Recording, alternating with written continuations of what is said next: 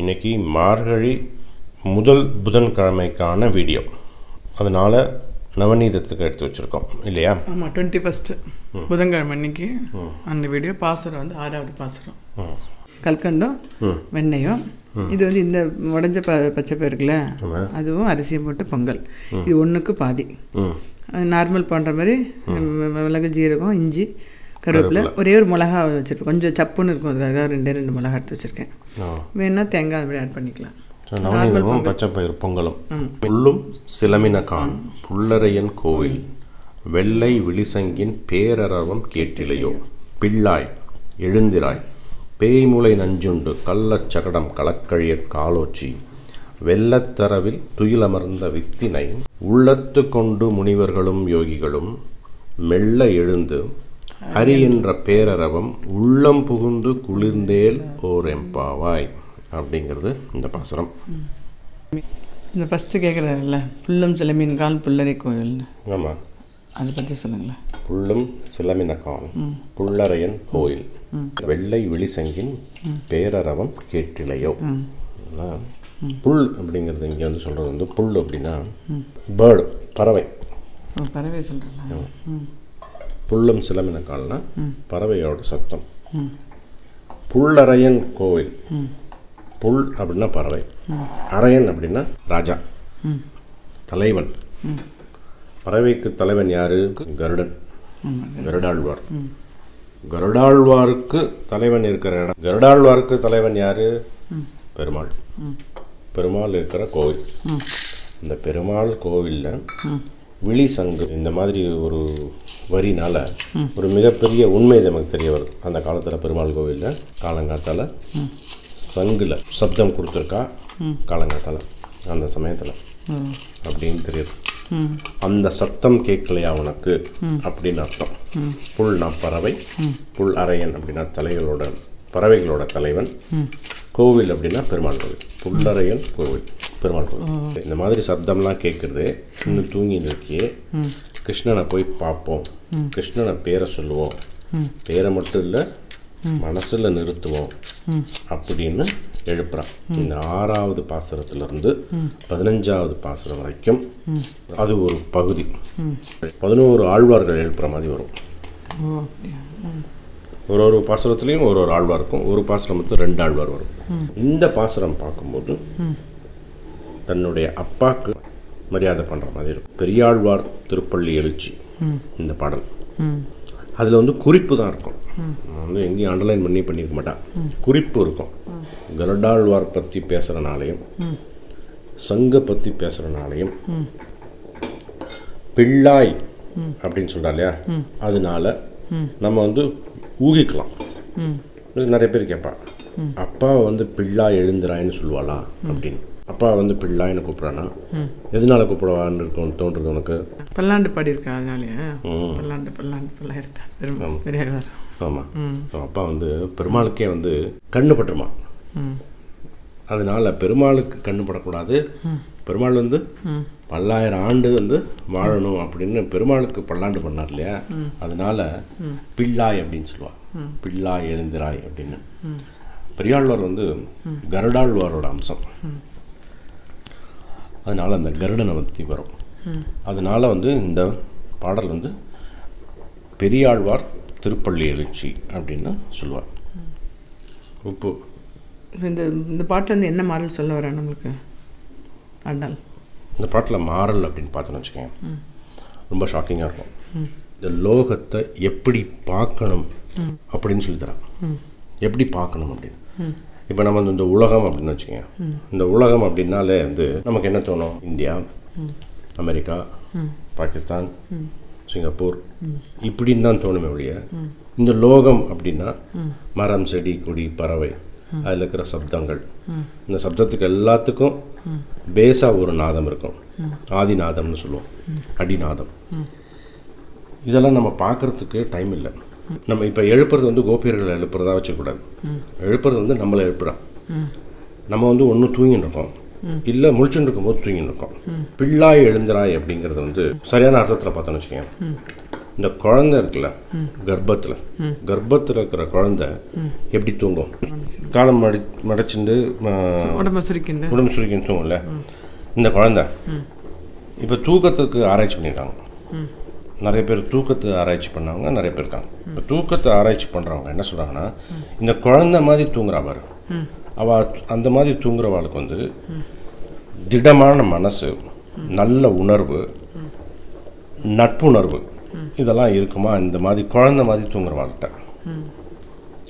ஒரு ரிசர்ச் இருக்குது. எனக்கு இந்த பிள்ளா எழுந்துறாயும் போது எனக்கு தோணும், இந்த நேச்சர்லாம் பார்த்தோன்னு வச்சுக்கோ, கிருஷ்ணனோட நேச்சர் இருக்கும். ஒரு எதுலேயுமே ஒரு தீர்க்கமான திடமான உணர்வு, முடிவு எடுக்கிற திறன், நட்புணர்வு இருக்கும் அவள்கிட்ட. தீர்க்க சிந்தனை இந்த மாதிரிலாம் இருக்குன்னு சொல்கிறாங்க.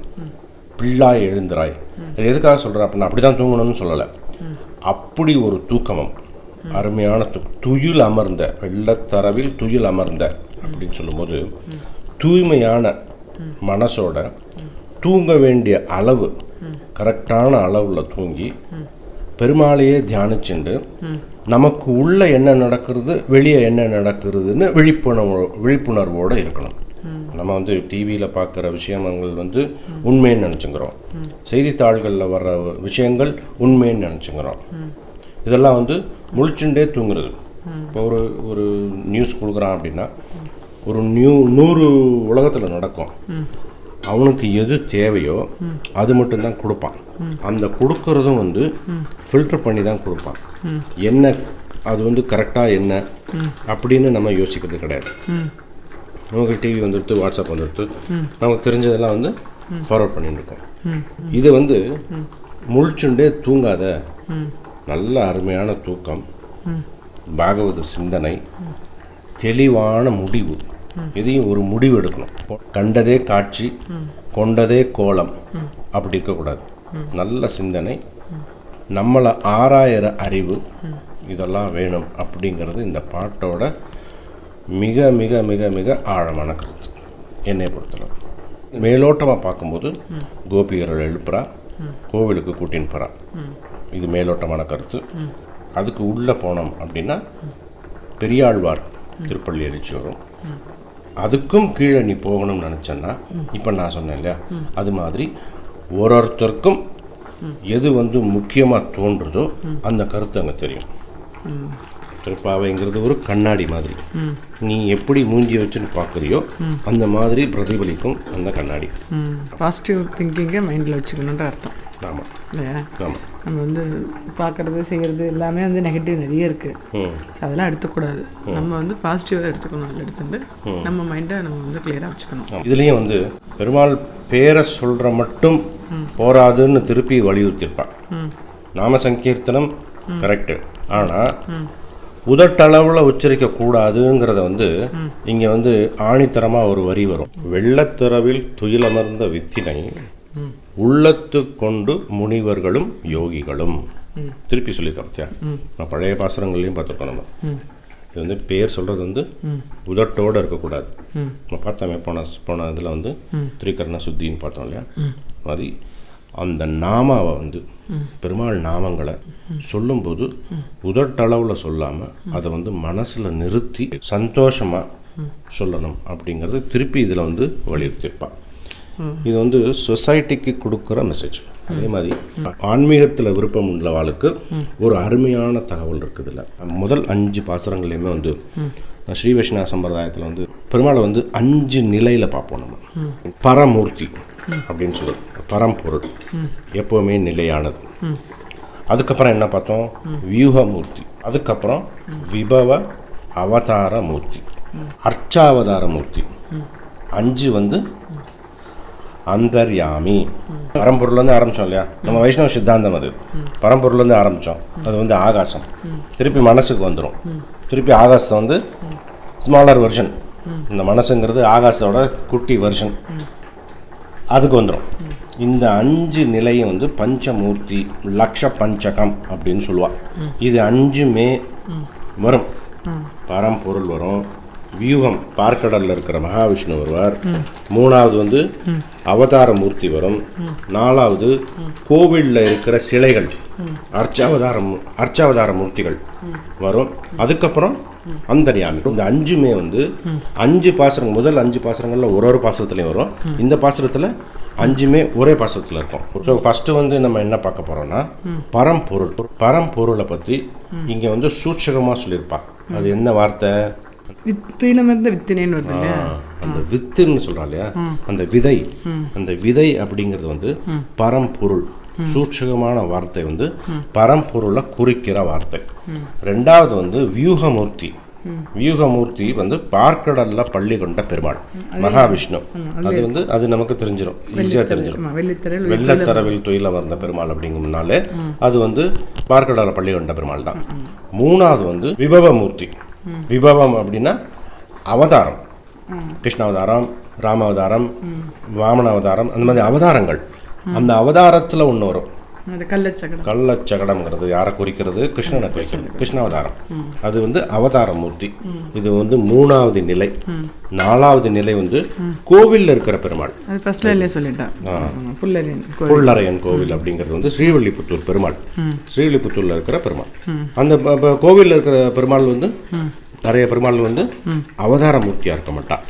அது அந்த மாதிரி பெருமாளை வந்து அர்ச்சாவதார பெருமாள் அப்படின்னு சொல்லுவோம், அர்ச்சாவதார மூர்த்தி அப்படின்னு சொல்லுவோம். 4வது வந்து அந்தர்யாமிங்கிற வார்த்தை எங்க வருது?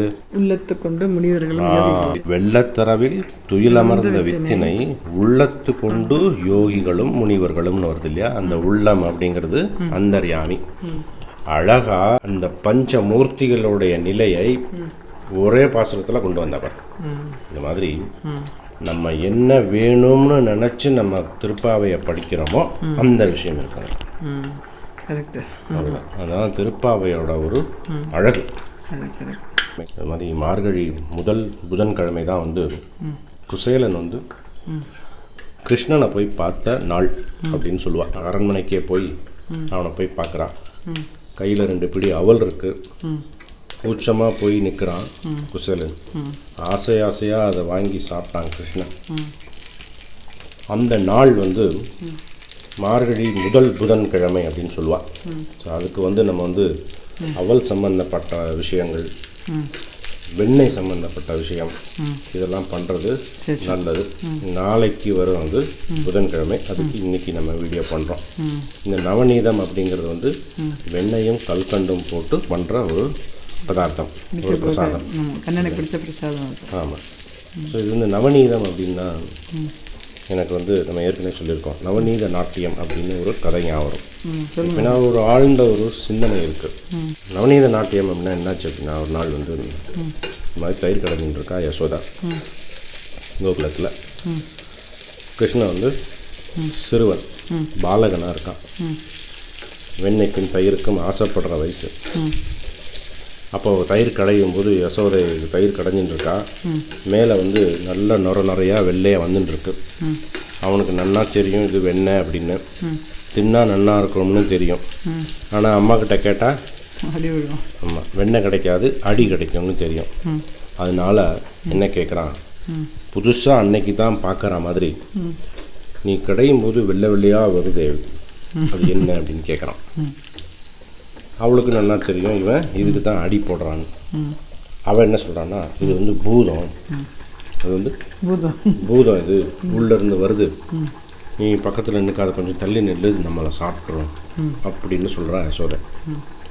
அவன் அதுக்கும் விடல. அவன் அம்மாட்ட சொல்கிறான், இது வந்து நம்ம 2 பேரையும் முழுகிறதுக்கு முன்னால் இது நான் முழுங்கிடுறேம்மான்னு சொல்கிறான். கிருஷ்ணன் வந்து இதை எடுத்து நான் முழுங்கிடுறேன், நம்ம கொஞ்சம் விட்டோம்னா நம்மளை முழுங்கிவிடும் அந்த பூதம் அப்படின்னு சொன்னோடனே இவளுக்கு சிரிப்பு தாங்கலை. இப்போ யசோதா சொல்கிறான், சரி நான் தரேன், ஆனால் ஒரு கண்டிஷன் அப்படிங்கிறான். என்னன்னு கேட்குறான். இப்போ நான் தயிர் கடைவேன், என்னது இடது கை வந்து பின்னால் போகும்போது உன்னுடைய இடது கால் மேலே போகணும், என்னோட வலது கை பின்னால் போகும்போது உன்னுடைய வலது கால் மேலே போகணும். நீ அந்த மாதிரி ஒரு நாட்டியம் ஆடணும். நான் எப்படி நான் தயிர் கடையிறனோ அதை ஒத்து இருக்கணும் உன்னுடைய நாட்டியம் அப்படின்னு சொல்கிறா அவன் அம்மா. அவ்வளோதானே பண்ணிட்டா போச்சுன்னு சொல்லிட்டு இந்த கடை பார்க்கலான்னும் போது அப்படியே ஆடுறான், மெதுவாக கடைஞ்சுட்டே இருக்கான். இவன் காலை தூக்கி ஆடிகிட்டே இருக்கான். கொஞ்சம் நேரமாக கொஞ்சம் கொஞ்சமாக யசோதை வந்து ஸ்பீடை இன்க்ரீஸ் பண்ணிகிட்டே இருக்கா. கடையிற ஸ்பீடை இன்க்ரீஸ் பண்ணிகிட்டே இருந்து ஒரு கட்டத்தில் சரியான ஸ்பீட். இவனுக்கு கால் ரெண்டுமே வந்து நிலத்தில் படாத மாதிரியான ஸ்பீட். அது நிலத்தில் காலே படாத அளவுக்கு ஒரு நாட்டியம் ஆடுறான் கண்ணன். ஆடல் அரசன்னு சிவனை சொல்லுவான். சிவனே வந்து ரொம்ப மகிழ்ச்சியோட பார்க்குற நடனம் வந்து கிருஷ்ண நடனம் அப்படின்னு சொல்லுவாள். மாதிரி அன்னைக்கு நாட்டியம் ஆடினான். நாட்டியம் ஆடினதுக்கப்புறம் கரெக்டாக தயிர் கடைஞ்சி முடிச்சான். ஆள் ரெண்டையும் இறக்கி வச்சான். வேர்த்து கொட்டுது அவனுக்கு, கிருஷ்ணனுக்கு. சரி, இவ்வளவு வேர்த்து கொட்டினதுக்கு நல்ல ஒரு பெரிய உருண்டையாக கொடுக்க போகிறான் அப்படின்னு பார்த்துட்டு இருக்கான். ஒரு கடுகு அளவு சிஸ்டர், ஒரு கடுகு அளவு சின்னதாக ஒரு உருண்டையாக உருட்டி நல்லா ஆடினேன், இந்த வச்சுக்கணும் இப்படி மேலேயும் கீழே பார்க்குறான். இவ்வளோ ஆடினதுக்கு இவ்வளோ தானா அப்படின்னு சொல்லிட்டு அப்போவும் விடல. அவன் என்ன பண்ணுறான், பக்கத்தில் தூண் இருக்கு. கோகுலத்தில் வந்து எல்லா ராங்கள்லேயும் இருக்கிற தூண் வந்து பழன்னு இருக்கும். அதெல்லாம் மரத்தால் ஆன தூண். ஏன் பழன்னு இருக்குமான்னா, கிருஷ்ணனும் அவனுடைய கோஷ்டிகளும் இருக்கா இல்லையா, ஒரு வீடாக போகிறது, வெண்ணெயை திருடுறது, கையை தூணில் அப்புறது, அடுத்தாத்துக்கு போகிறது, இதான் வேலை. ஒரு ஆங்கல்லையும் தூண் வந்து பழன்னு ஷைனிங்காக இருக்கும், வெண்ணெயை தடவி. இப்போ யுவாத்துலேயும் வந்து நல்லா பழன்னு இருக்கும். அந்த தூண் பக்கத்தில் கன்னத்தை வச்சுட்டு மூஞ்சியை காமிக்கிறான் அம்மாவுக்கு. அப்போ சொல்கிறான், இந்த பார், இங்கே தெரியறது 2 கண்ணன். நான் ஒருத்தன், இந்த தூணில் ஒருத்தன் இருக்கான், 2 கண்ணன், 2 உருண்டை வேணும் அப்படிங்கிறான். இவனை பெற்றவளாச்சே, இவனை வளர்த்தவளாச்சே, அவளுக்கு நாடகம் தெரியாது. அப்படியே அந்த கடுகளவு இருக்கிற அந்த வெண்ணெயை வாங்குறா. அதையே 2ஆக பிரித்து, அந்த கடுகளவில் இருக்கிற வெண்ணெயை 2ஆக பிரித்து 2ஆக கொடுக்குறான். இந்த தத்துவம் வந்து நம்ம வந்து நான் ஏற்கனவே சொல்லியிருக்கேன். இந்த பிஎம் ஹெக்டேஸ் வீடியோஸ்லாம் பார்க்கும்போது அவர் சொல்லுவார், இந்த என்டையர் உடல் வந்து ஒரே ஒரு செல்லுலேருந்து உருவானது அப்படின்னு சொல்லுவார். வந்து மருத்துவம் பார்க்கும்போது காரோட பார்ட்ஸ் இருக்கு இல்லையா, இன்ஜின் தனியாக, கார்பரேட்டர் தனியாக, ஸ்டியரிங் தனியாக, அப்படி பார்க்குற மாதிரி உடம்பை பார்க்கக்கூடாது அப்படின்னு. இந்த மூலம் வந்து ஒன்று வித்துன்னு சொல்கிறோம் இல்லையா, இந்த மூலம் வந்து ஒரே ஒரு செல்லுனால வந்தது.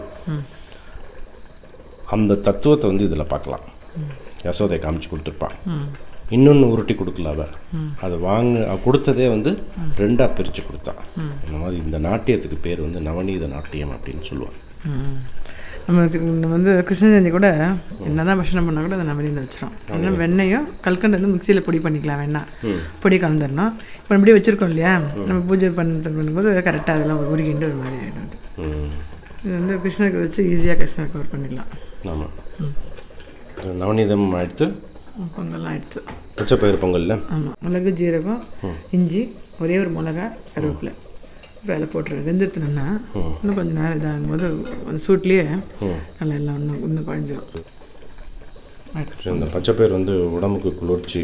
ஆமாம், பெருமாளுக்கு வந்து உள்ளம் புகுந்து குளிர்ந்தேல் ஓரெம்பாவாய் அப்படின்னு இந்த பாசத்தில் முடிக்கிற மாதிரி பெருமாள் குளிரணும், நம்மளும் குளிரணும்.